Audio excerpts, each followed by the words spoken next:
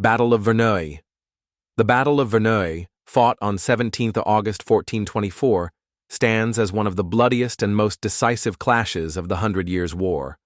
On a broad plain in Normandy, two massive coalitions prepared to settle not just a question of territory, but of legitimacy, power, and survival. On one side was the English army, commanded by John, Duke of Bedford, uncle to the young Henry VI. On the other side stood the combined forces of France and their Scottish allies, determined to smash the English hold on Normandy and restore momentum to the Dauphin Charles.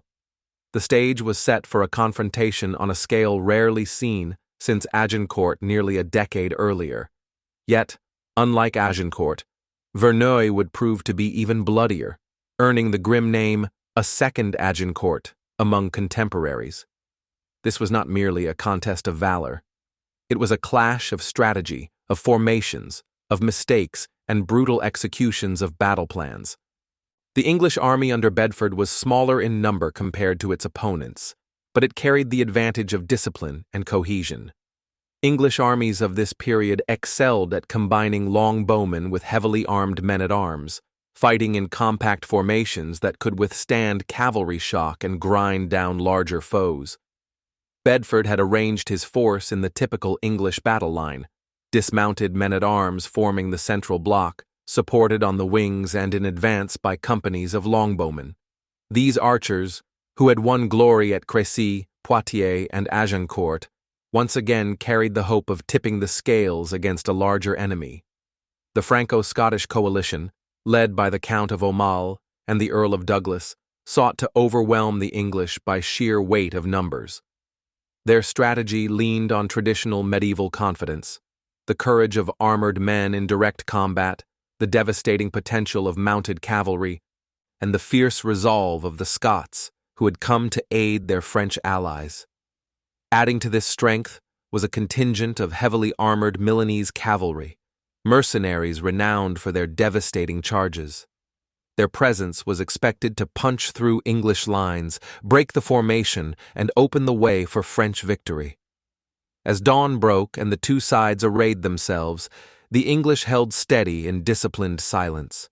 The French and Scots advanced in two divisions, with the Scots forming their own block to fight alongside the French men-at-arms.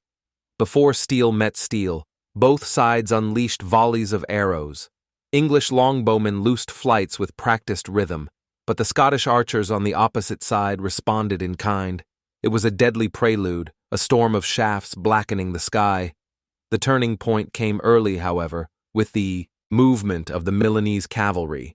These professional soldiers charged with thunderous impact, their barded horses impervious to many of the English arrows.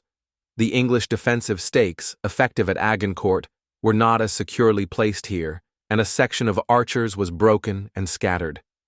The Milanese pressed through and drove deep into the English rear, capturing part of the baggage train. At first, it seemed the Franco-Scottish gamble might succeed, but discipline proved the decisive factor. The English men-at-arms, tightly ordered and heavily armored, held the line even as their flanks were shaken. The battle soon shifted into brutal hand-to-hand combat. Chroniclers described a fight that lasted 3/4 of an hour in relentless intensity. Steel clashed against steel, axes bit into helmets, and swords rang on mail and plate. Men grappled chest to chest in the churned dust of Normandy, hacking and stabbing in a maelstrom where formations blurred into chaos. During this savage struggle, the English archers who had fled the Milanese charge regrouped and rejoined the fight. Returning to the fray, they hemmed in the French men-at-arms, cutting down stragglers and striking at exposed flanks. This sudden resurgence of the longbowmen tipped the balance. Slowly but inexorably, the French formation began to falter. The cohesion of their battle line broke, and retreat turned into rout. Yet the Scots did not yield. Unlike their French allies, who broke and fled in disorder, the Scottish contingent stood its ground with grim defiance. They fought to the last, refusing quarter. Chroniclers note that very few Scots survived Verneuil. This stubborn determination earned them admiration even among their enemies, but it also meant their destruction. Surrounded, outnumbered, and hacked down, the Scots perished almost to a man. When the Milanese cavalry returned from their plunder of the baggage train, they were met not by a victorious Franco-Scottish host, but by a scene of utter collapse. Their allies lay dead or fleeing. The battlefield belonged to the English. Realizing the fight was lost, the Milanese rode from the field, unwilling to throw themselves into the slaughter. The scale of the carnage was shocking. Around 6,000 of the Franco-Scottish coalition were killed. French nobles and Scottish leaders alike lay among the fallen, including Archibald, 4th Earl of Douglas, one of Scotland's most powerful magnates. Only a handful of prisoners were taken, for the English showed little mercy in the aftermath.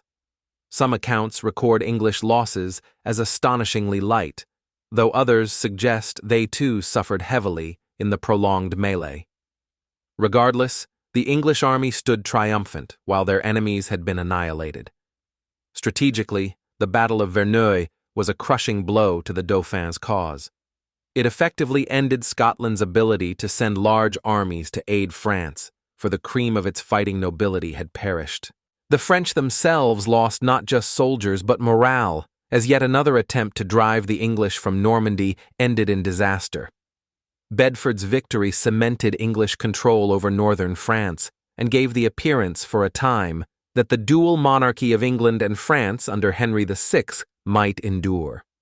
From a tactical perspective, Verneuil demonstrated both the strengths and vulnerabilities of medieval armies in the Hundred Years' War. The Franco-Scottish reliance on cavalry shock and the valor of heavily armed men could not overcome the steadiness of disciplined formations. The Milanese cavalry's decision to break off and loot rather than press their advantage was a fatal error. The English, by contrast, showed the resilience that made their armies so formidable, men-at-arms holding firm under pressure, longbowmen regrouping to swing the tide, and commanders who maintained cohesion even when struck by surprise. The ferocity of the combat left a deep impression on contemporaries. It was said to rival Agincourt in scale but exceed it in sheer bloodshed. Unlike at Agincourt, where terrain and mud had trapped French knights at Verneuil, both sides met on open ground with equal chance. The result was not an accident of weather or geography, but the outcome of tactics, discipline, and command decisions. The consequences echoed far beyond the battlefield. For the Scots, Verneuil was a national tragedy. Their willingness to stand and die bought them respect, but it also eliminated Scotland's most experienced warriors. For the French, it was another crushing defeat in a war that seemed endless, forcing them into defensive postures while the English solidified their hold. For the English, it was a victory that confirmed their supremacy in Normandy, extending a string of successes that gave legitimacy to Henry VI's claim to the French throne. Verneuil thus stands as a stark example of how strategy and tactics can outweigh numbers and valor. It reveals the importance of maintaining battlefield discipline, of integrating different arms into a cohesive plan, and of avoiding the temptation of short-sighted gains when the larger battle is still at stake. The French and Scots fought bravely, but without coordination and with fatal lapses in judgment, their army was shattered. The English, though outnumbered, proved that steady formations and controlled execution could carry the day. The battlefield itself was said to be littered with bodies long after the fight, a grim reminder of the price of miscalculation. Chroniclers spoke of it with awe and horror, a struggle so fierce that even hardened veterans were stunned. For Bedford, it was a triumph that ensured his reputation as a commander, one whose cool leadership held the English position in France firm through the 1420s. The Battle of Verneuil remains, even centuries later, a dramatic reminder of medieval warfare at its most brutal. It was not just a contest of knights and nobles, but of tactical systems, of the clash between old methods of heavy cavalry and the evolving combined arms of English warfare. Its lessons on discipline, cohesion, and the dangers of overconfidence echo long after the dust of Normandy settled. If you've enjoyed this deep dive into one of the most brutal battles of the 100 Years' War, don't forget to like, share, and subscribe. Thank you all for watching.